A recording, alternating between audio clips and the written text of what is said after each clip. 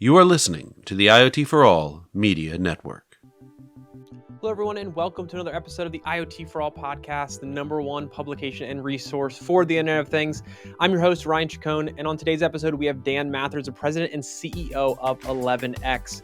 They are a global leader in providing wireless high-performance IoT and smart city solutions for intelligent cities, campuses, enterprises, you name it, by offering complete device-to-cloud LoRaWAN solutions.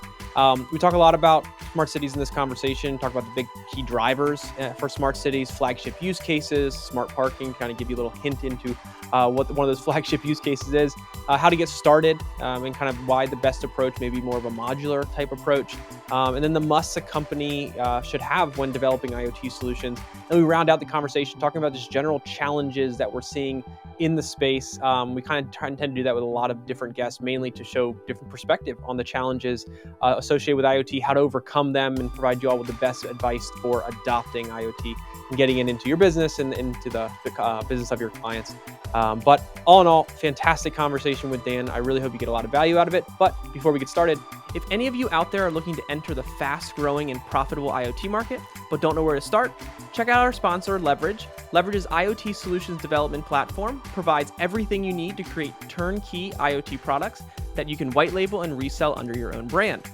To learn more, go to iotchangeseverything.com. That's iotchangeseverything.com. And without further ado, please enjoy this episode of the IoT For All Podcast. Welcome, Dan, to the IoT For All Podcast. Thanks for being here this week.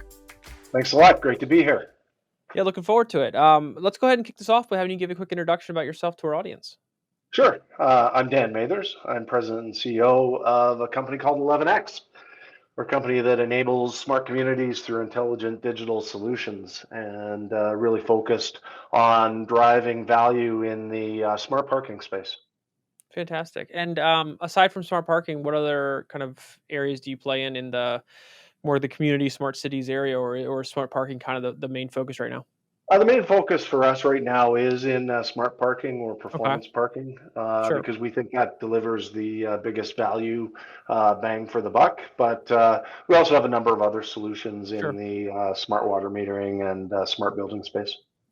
So smart parking is obviously something that plays very heavily into kind of the smart cities conversation, and seems to be a pretty popular use case that cities can easily deploy, or more easily deploy, I guess, than others. Tell me why you think, or why you all have chosen to kind of focus so much on the smart parking side of things. Well, if you look at the definition of a smart city, Yep. it's really pretty consistent across the board. We want to optimize operational efficiencies. We want to improve the quality of life for residents and visitors. We want to enable, encourage, and support local economic development. Mm-hmm. And we want to meet our sustainability and environmental goals. This is an absolutely huge market, obviously. Smart parking is one of the areas that actually touches all four of those objectives and drives additional revenues for cities. And so that makes it very powerful. And our view is that smart parking can and should be the flagship smart city project that municipalities focus on and implement. The benefits are just staggeringly huge. And when you mentioned those four kind of key drivers and areas of focus, can you break those down a little bit further and talk about kind of the importance of them and how those kind of fit in with the whole narrative? Yeah, absolutely. So here's the problem. Like, today's parking management approaches don't work, right? They've got, a lot of people going around trying to, ticket people and not really understanding the full, cause of the problems that they're having with, or the problems that parking is causing for them. So if you think about it, when you come to a city, the first experience that most people have with that city is the parking experience. And that's a brand issue, right? Oh man, Sure. I don't want to go downtown because Yeah. parking sucks. Finding a parking spot and traffic congestion reduces interest in coming downtown. And it reduces revenues for the city and businesses. In fact, there are a lot of parking studies that have been done that have shown that 15 to 20% of people who go to some communities to spend money turn around and go home because they can't find parking. Another thing is just the traffic. 85% stall occupancy. remember that number. When you hit 85% parking stall occupancy in the downtown core, there's gridlock. And so what people do is they try and build new parking structures and parking garages, but because of the inefficiency of their existing parking, because many times there's more than enough parking a couple of blocks over, people Right. just don't know about it. They end up building over capacity of expensive Mm. parking garages, which is $45,000 a stall for those Jeez. parking garages. And on top of that, enforcement's really inefficient and results in lost revenue for cities. In the U.S., we can no longer chalk tires. In Canada, we can still do that. So what ends up happening is people are unable to really catch those who are not paying for parking. And this leads to a whole bunch of lost opportunities. A couple of quick facts for you. 30% of Sure. downtown traffic is from parking cruisers. There have been studies that have shown it's, 15%, studies that have shown that it's higher, but 30% is a pretty good number for that. It's still a very big number, no matter whether it's 15 to 30%, and that's really people looking for parking. Globally, this translates to 430,000 metric tons of CO2 emissions per day globally. Safety, 1 in 5 traffic accidents occur in or around a parking lot. More than 30% of people don't pay. Some studies say as high as 50%, and only 5% of people get ticketed. There's been studies that have shown that $190 billion is lost per year due to traffic congestion in the US. So when you kind of look at that problem, that's the problem that we're trying to solve. And that's just the ultimate smart city use case. If you can fix those problems for cities, you're just creating a whole bunch of social and economic good. And with all those kind of metrics and data that you have that kind of really paints a solid picture for this, when you talk to municipalities and cities about this kind of solution, what's the response usually like? Or I guess, do you get pushback? How are those conversations handled? Like, what do you kind of run into in those conversations? Or is it a pretty easy sell for most of these cities? Well, cities, like any customer and any group of people, have unique personalities. They have unique ways of Sure. doing things. They have different problems than maybe their neighbor. So, yeah, I mean, if you look at the smart city movement, which has been really gaining momentum over the last couple of years, we've noticed more and more forward-thinking cities are thinking about parking as one of the major things in traffic congestion and revenue generation. This Mm. whole space being one of the main things that they want to focus on because the benefits are so good, Right. not only from driving additional revenues, but even things like if you think about let's just take that one example Sure. of 30% of people don't pay. And again, that can go up to 50%. Only 5% of people get tickets. So what Wow. happens is you do the calculus and you go, I can kind of park here for, 10 times before I get a ticket and not Right. pay. Right. And that means that, there have been a bunch of other studies that have shown that cities really do need to charge for parking because anything that's free gets abused and again Mm. creates traffic congestion. So what you want to do is make sure that you are able to maintain compliance, and that is by basically one of the products that we provide is understanding who's in the stall, understanding how long they've been there, understanding their payment status, and then sending a notice to the bylaw officer Mm. to go around and write tickets. We create heat maps. We have omni-channel communication like texts and emails to the bylaw officer to make, and then route optimization to make sure that, if you don't pay, you get caught. And that helps cities maintain compliance. The other big thing that cities are looking at as they start to realize more and more about what causes traffic congestion and how to better attract people to their downtown core to spend money. And what they're realizing is that if you can, first of all, understand your parking situation, what's your occupancy, what's your turnover, et cetera. Second of all, make sure that you have navigation and wayfinding through apps and digital signage to get to the parking stall most efficiently. Third Mm-hmm. of all, targeted compliance, or data-driven enforcement and compliance to make sure that if you don't pay, you get a ticket, Right. and all sorts of other value-added features like reservation systems, and really this can create an overall frictionless parking experience, Mm-hmm. and that's very, very beneficial in terms of all those smart city objectives that Gotcha. we described, and that in fact is our vision, being the leader in the frictionless digital parking Mm. space.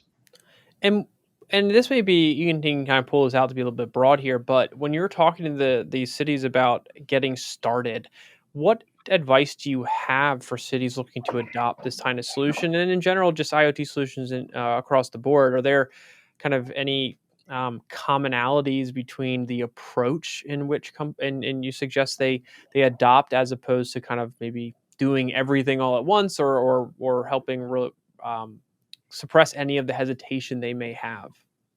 Yeah, no, that's a great question. Look, all sizes of municipalities, from large to small, can benefit from IoT solutions and from smart parking, provided they implement a solution that is fully scalable as they grow and as their requirements grow. Again, talking about parking, this has benefits in terms of implementing and enforcing effective policy, and as I mentioned, reducing traffic congestion, et cetera. So what you want to do is you don't want to, spend the next 10 years designing the be all and end all Mm, solution. Number right. one, it would be super expensive. Number two, I've learned this early in my career working for large companies. By the time you finish the system design, the world's changed, and Mm, you either have to implement something that's out of date or you have to start all over. So, the best approach is really a modular approach. Let's use parking as an sure. example, but Hmm. all IoT solutions, start Yep. with the sensor. Right. That data goes from the sensor up to the cloud, or it's hardwired. Our opinion is to deliver real ROI, particularly in parking, you need a wireless sensor that communicates wirelessly to the cloud.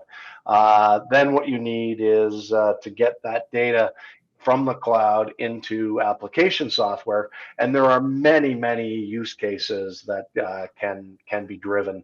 I mentioned three of them: business intelligence, right?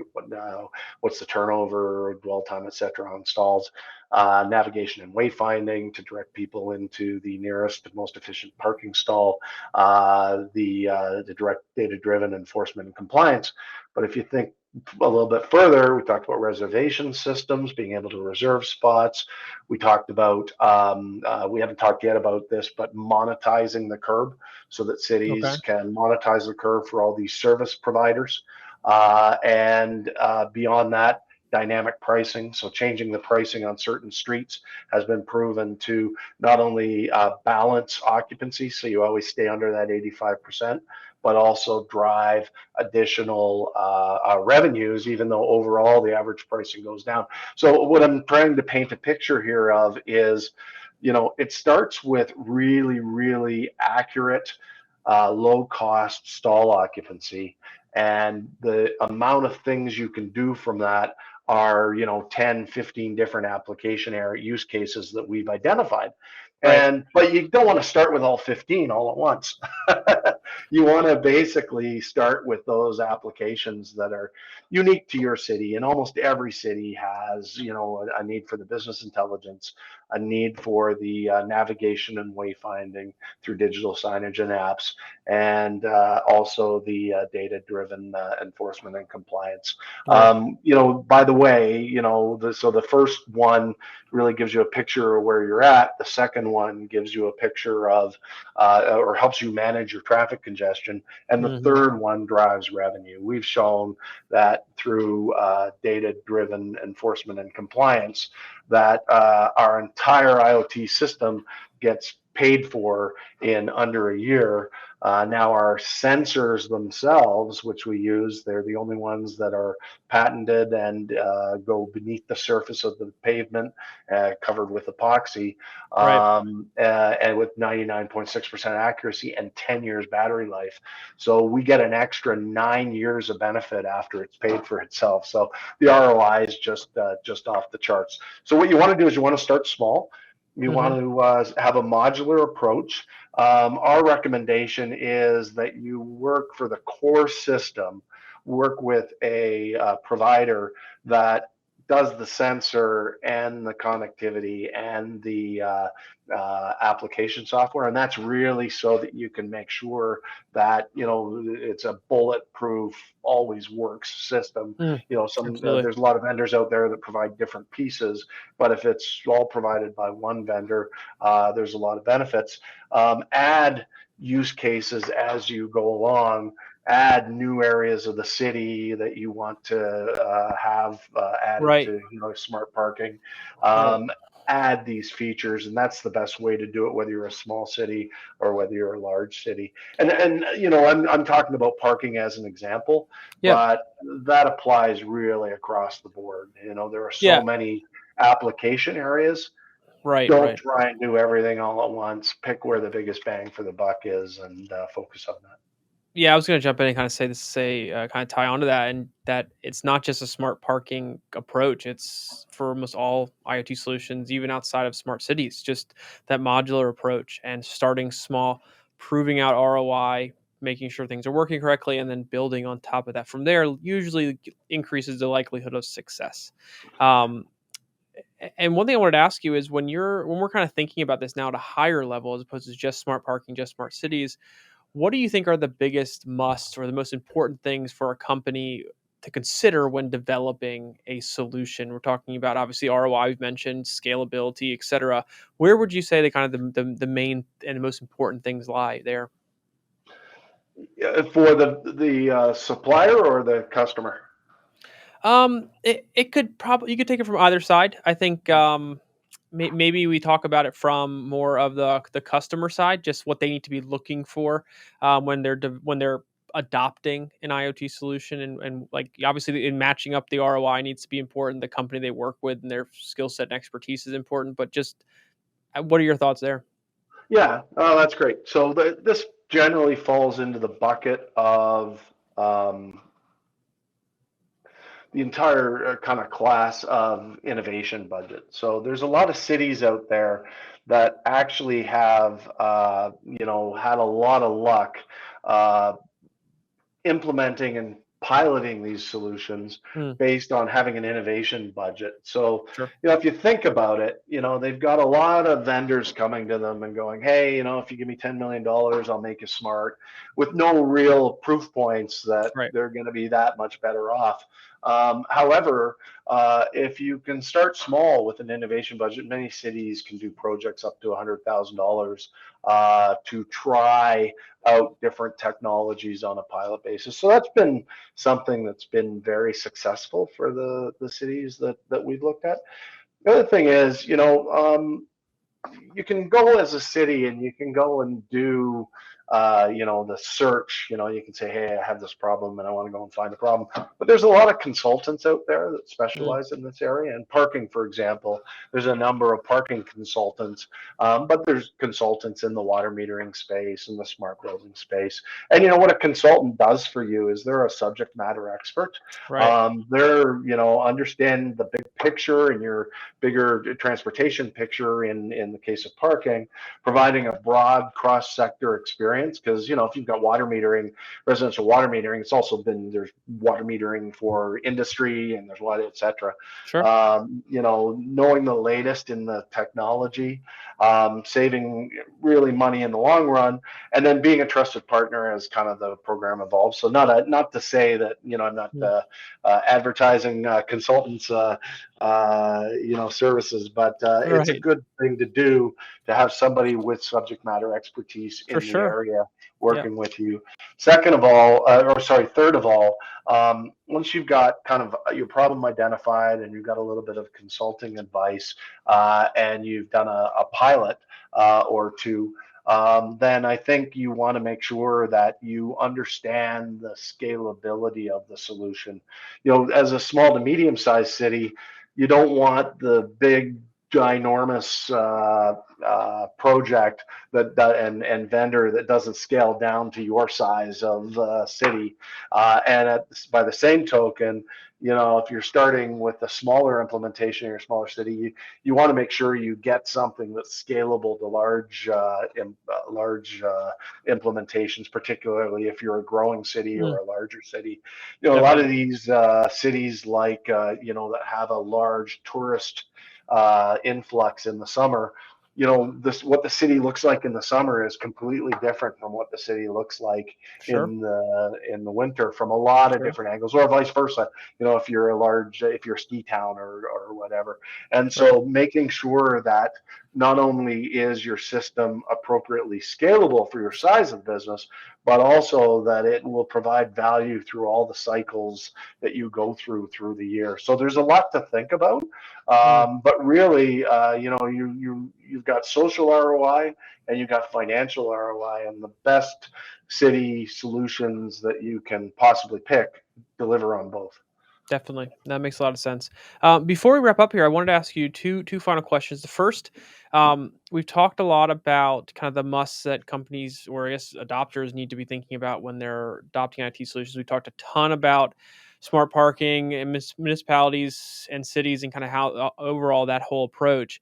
But in terms of the IoT market in general, what challenges are you seeing are some of the bigger challenges that as an industry we're either in the midst of struggle or working through, or we need to kind of be kind of working to get over that hump, to help adoption increase, to help the development of solutions become more easy. What do you see as some of the leading challenges in the space right now?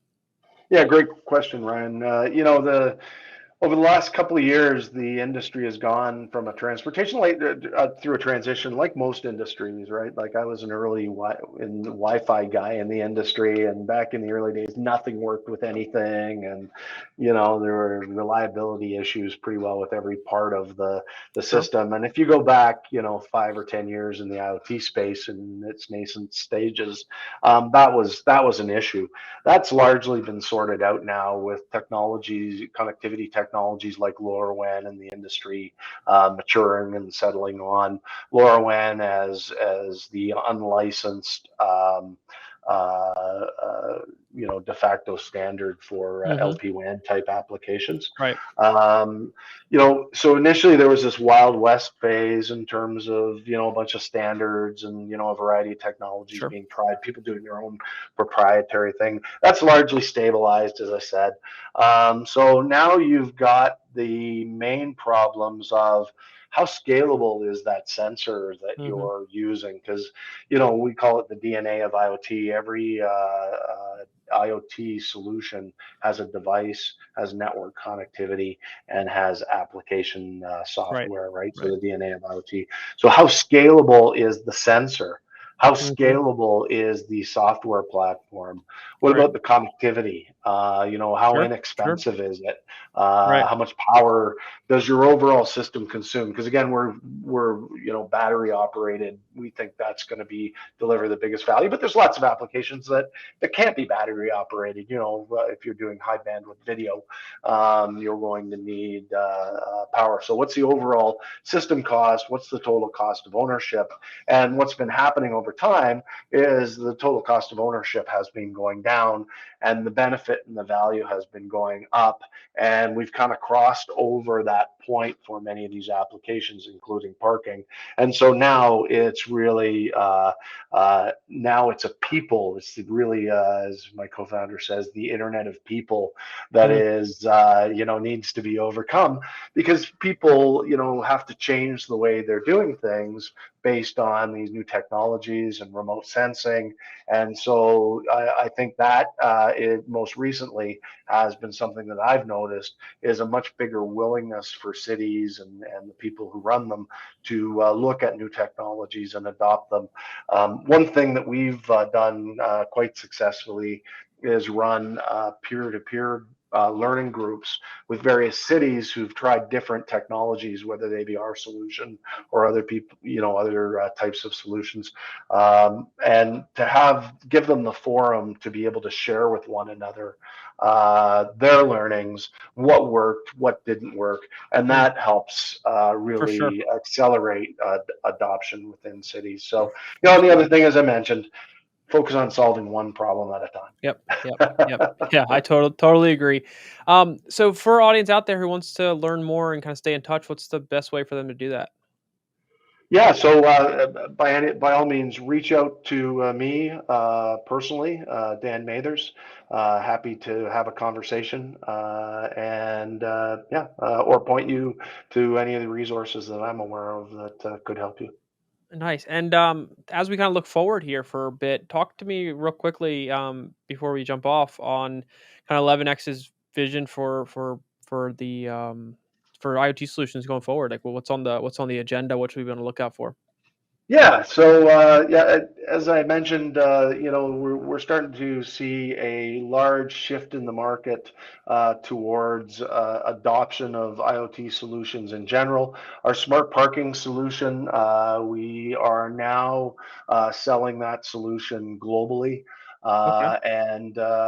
Looking forward to have more and more cities across North America and Europe and the rest of the world adopt our technologies. If you look forward, in the kind of 5 to 10 year time frame, we expect to be adding more application areas like residential water metering and smart building, ultimately becoming the smart city platform for cities.